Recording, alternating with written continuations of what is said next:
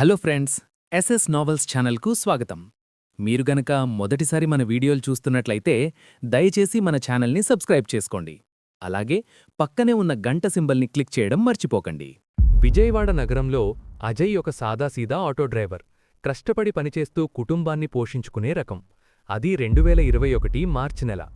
ఒకరోజు ఉదయం అజయ్ తన ఆటోతో వెళ్తుండగా ఒక వ్యక్తి ఆపి, బాబూ, కొన్ని ప్లైవుడ్ చెక్కలు, సామాన్లు ఉన్నాయి, ఖమ్మం వరకు రావాలి, వస్తావా అని అడిగాడు. దూరం ఎక్కువే అయినా కిరాయి బాగా వస్తుందని అజయ్ ఒప్పుకున్నాడు. ఒంటరిగా అంత దూరం వెళ్లడమెందుకని తన ప్రాణస్నేహితుడు వరుణ్ణి తోడు రమ్మని పిలిచాడు. సామాన్లు అన్నీ లోడ్ చేసుకుని మధ్యాహ్నం ఎండలో ప్రయాణం మొదలుపెట్టారు. దారిలో ఎండ తీవ్రత వల్ల అక్కడక్కడా ఆగుతూ సాయంత్రం 3 గంటల ప్రాంతంలో ఖమ్మం చేరుకున్నారు. కాని అక్కడ సామాన్లు తీసుకోవాల్సిన వారు అందుబాటులో లేకపోవడంతో వారొచ్చేసరికి సాయంత్రం 6 దాటింది. సామాన్లు అన్నీ అన్లోడ్ చేసి తిరుగు ప్రయాణం మొదలుపెట్టేసరికి రాత్రి 7 గంటలైంది. ఖమ్మం దాటి సుమారు 10 కిలోమీటర్లు వచ్చారో లేదో ఒక్కసారిగా పెద్ద శబ్దం చేస్తూ ఆటో టైర్ పంక్చర్ అయింది. చీకటి పడుతున్న వేళ చుట్టుపక్కల మెకానిక్ షాపులు ఏమీ లేవు. అదృష్టవశాత్తు మరో ఆటో డ్రైవర్ సహాయంతో వీల్ని సిటీకి తీసుకెళ్లి బాగు చేయించుకుని వచ్చేసరికి రాత్రి 10 దాటింది. చిల్లకల్లు సెంటర్ సమీపంలోకి రాగానే ఆటో మళ్లీ ఆగిపోయింది. ఈసారి గేర్ బాక్స్ సమస్య తలెత్తింది. ఆయిల్ మొత్తం లీకైపోవడంతో ఆ రాత్రికి ప్రయాణం అసాధ్యమని అజయ్కి అర్థమైంది. చేసేదేమీ లేక ఆ రోడ్డు పక్కనే ఉన్న ఒక పెద్ద మర్రి చెట్టు కింద ఆటో ఆపి తెల్లవారే వరకు అక్కడే ఉండాలని నిర్ణయించుకున్నారు. అప్పుడు సమయం రాత్రి 11 గంటలు. అప్పుడే ఒక ముసలాయన 10 ఏళ్ల చిన్న పాప చెయ్యి పట్టుకుని నడుచుకుంటూ అజయ్ దగ్గరికి వచ్చారు. ఏంటయ్యా ఇక్కడున్నావు? ఈ ప్రదేశం మంచిది కాదు, వెంటనే ఇక్కడ్నుండి వెళ్ళిపోండి అని హెచ్చరించారు.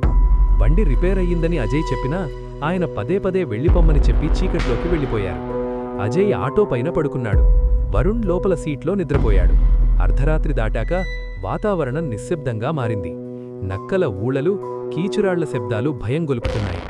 నిద్రలో ఉన్న అజయ్కి ఎవరో మాట్లాడుకుంటున్న శబ్దాలు వినిపించాయి. ఒక చిన్న పాప ఏడుస్తూ, తాత, వీళ్ళిక్కడ ఉండటం నాకిష్టం లేదు, వీరిని పంపించేయ్ అనంటోంది. ఆ ముసలాయన సమాధానమిస్తూ, నేను చెప్పానుగాని వాళ్లు వినలేదు, నువ్వే వెళ్ళి భయపెట్టు అనన్నాడు. అడుగుల చప్పుడు అజయ్ ఆటో వైపు రావడం మొదలైంది. ఒక్కసారిగా అజయ్ కాళ్లని ఎవరో గట్టిగా లాగారు. కళ్ళు తెరిచి చూసిన అజయ్ గుండె ఆగినంత పనయింది. ఆటో క్యాబిన్ మీద ఒక భయంకరమైన రూపం కూర్చుని ఉంది. ముఖమంతా రక్తం, చిందరవందరగా ఉన్న జుట్టు, తెల్లటి కళ్ళు. అది ఆ చిన్న పాప. ఆమె అజయ్ గుండెలపై కూర్చుని గొంతు నులుమడం మొదలుపెట్టింది. అజయ్ గట్టిగా అరవాలని చూసినా గొంతు పెగల్డం లేదు. అప్పుడే ఆ ముసలాయన రూపం కూడా భయంకరంగా మారి అక్కడికి వచ్చింది. వాళ్ళిద్దరూ అజయ్ని ఆటోపై నుండి కిందకు తోసి కాళ్లు పట్టుకుని దగ్గరలోని మర్రి చెట్టు వైపు ఈడ్చుకుంటూ వెళ్లారు.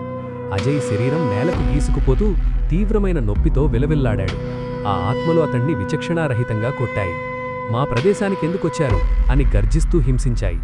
ఈలోపు ఆటోలో నిద్రపోతున్న వరుణ్ణి కూడా ఆ దయ్యాలు వదిలిపెట్టలేదు. అతని కాళ్లను గెలకడం మొదలుపెట్టాయి. వరుణ్ నిద్రలేచి చూసేసరికి అజయ్ కనిపించలేదు. కాని ఎదురుగా ఉన్న భయంకరమైన రూపాలను చూసి హడలిపోయాడు.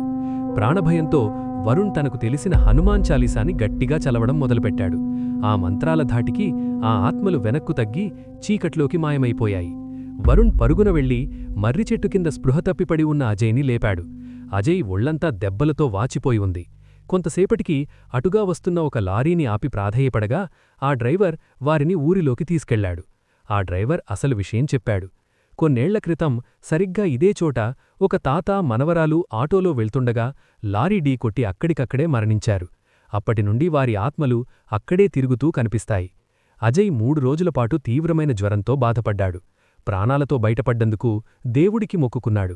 ఇప్పటికీ ఆ ఖమ్మం రోడ్డు గుర్తుకొస్తే అజయ్ ఒళ్ళు గగురుపొడుతుంది.